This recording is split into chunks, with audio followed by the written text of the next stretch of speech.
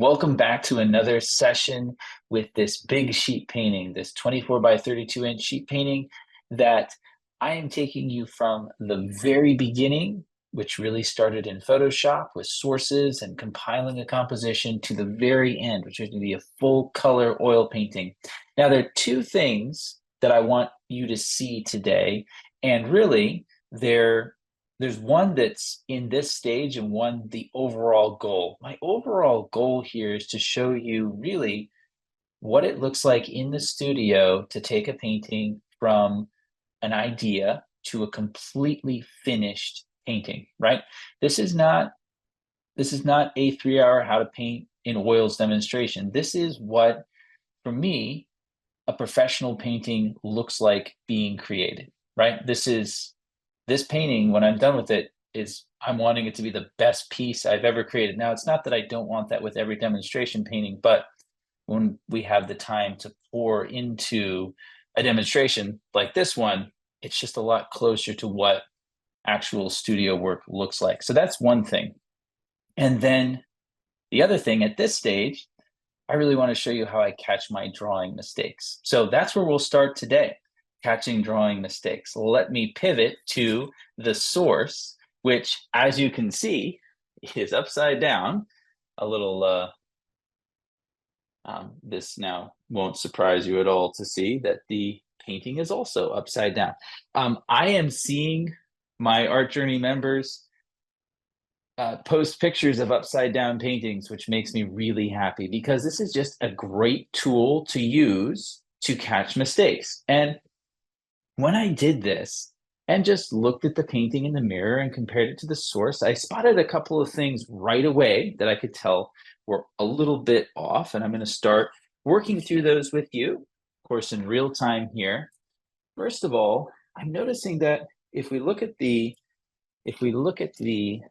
source, which I'm going to do here with you, we look at the source and draw a straight line from this little guy's leg up.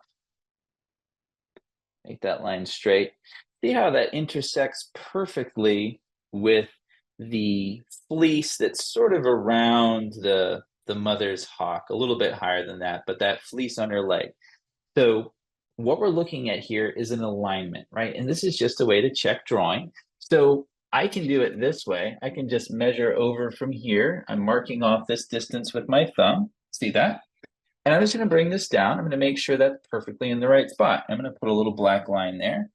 And it really is, right? So no problem there. But there's something funny about her hindquarters. And if you look at a straight line compared to the angle, I'm going to draw a black line just to give you that whole angle there. Look at that angle compared to straight. Now look at the angle in the source compared to straight, right? Do you see how this angle is a lot steeper? So that just means that this angle is not going to be like that. It's going to be a lot more like this, right? That's going to be the angle that we're going to see. That's going to be more like her hindquarters, right? And I could have gotten this right from the beginning, and I'm kind of embarrassed that I didn't, right? So you see my true colors. But what this gives me the opportunity to do is show you what I do all day long. I catch my own mistakes, right? So now that means that the tail is going to come out a little bit farther, which is actually solving some other problems that I spotted, right? So our tail is going to come out to about here.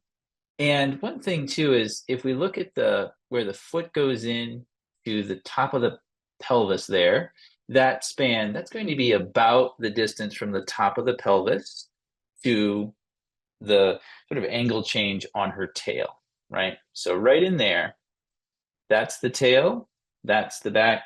And now that is a more proportionate sheep. At least that's the goal here. And the very highest part of her back, right in here, that's where the angle change happens and her back starts getting drooping down a little bit to where her shoulders would be, right in here. And that is more more accurate as far as for her anatomy. One other thing I saw too is if you look at the source, that angle right there, see that angle of her neck is a little different than this. This is it should be a little bit steeper like that, right? So I'm just coming in, I'm refining that ear a little bit. I know we've done some of this stuff before, but I think that coming in just a little bit farther right there makes more sense of her face. There's that ear.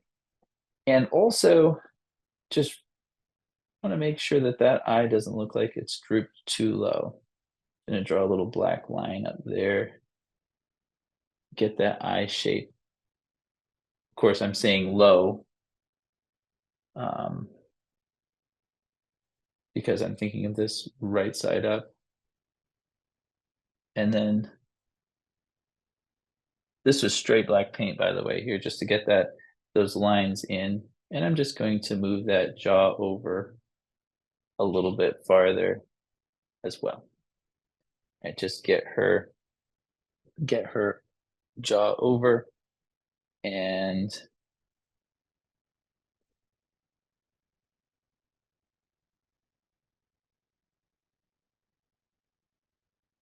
there we go.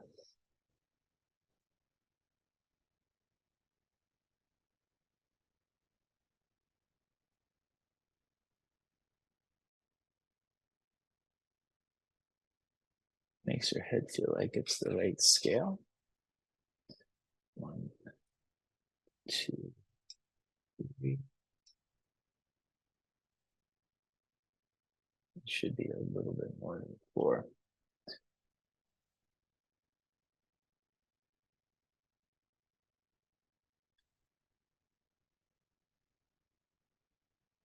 Okay, and part of the reason I'm doing this now is because once the lamb's faces are painted in, I'm really, done.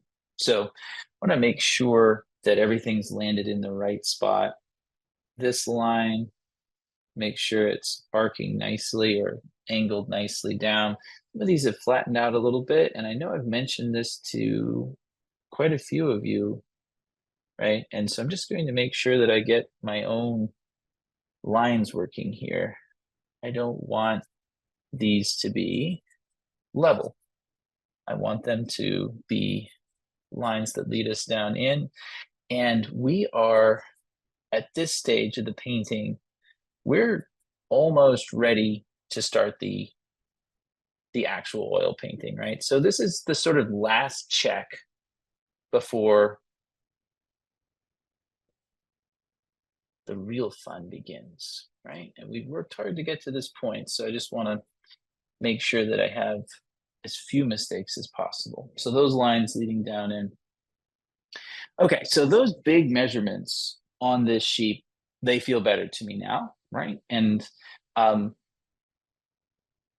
yeah, everything going on with her face, where they're placed, um, it was mostly just an angle check and a negative shape check to make sure that everything is winding up in the right spot and that the U really compares to the lambs as perfectly as I can make her, right? I want this to be really close to what I'm seeing in the source, and yeah, also just a beautiful drawing, right?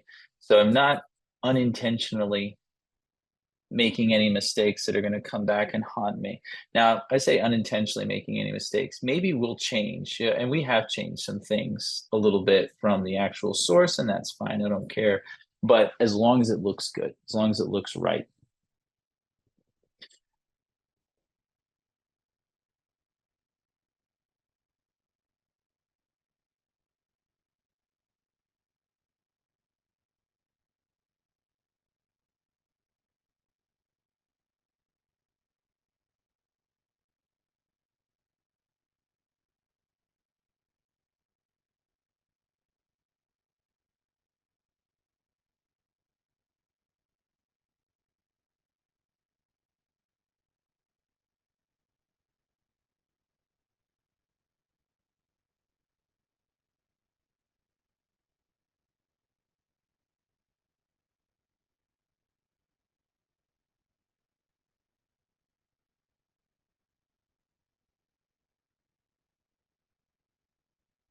Okay, I'm thinking this is going to be the last time for a while, or at least until we start in color, that I have this one upside down.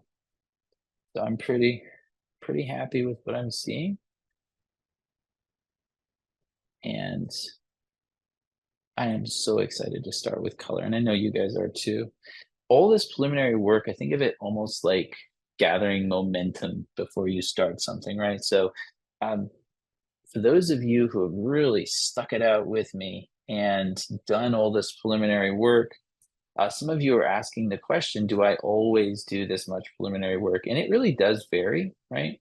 So, depending on the complexity of the piece, I'll do more or less. But here, I wanted to show you really the max because I see preliminary work as something that just makes the final performance so much better. This is the almost equivalent to practice, right? It's almost the equivalent to rehearsal where we're getting this right. And then when the time comes, it's just going to be such a beautiful painting, right? You can already see where it's going, and I can see where it's going and in the work of my students who are painting along with me. This is going to be a really great project to see completed for all of us. So, with that said, I'm going to turn this right side up and I'm going to just do a little bit more work on these two faces. And then